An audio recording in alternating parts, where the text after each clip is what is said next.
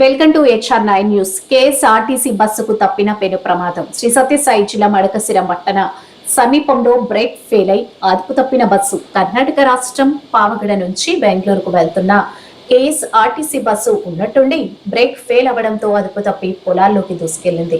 Bus driver చాకచక్యంగా బస్సును అదుపు చేయడంతో ప్రమాదమే తప్పింది. బస్సులో దాదాపు 40 మంది ప్రయాణికులు ఉన్నట్లు సమాచారం.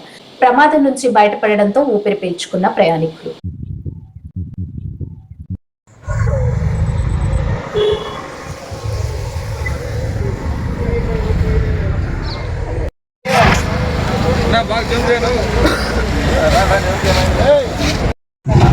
पकला बिकने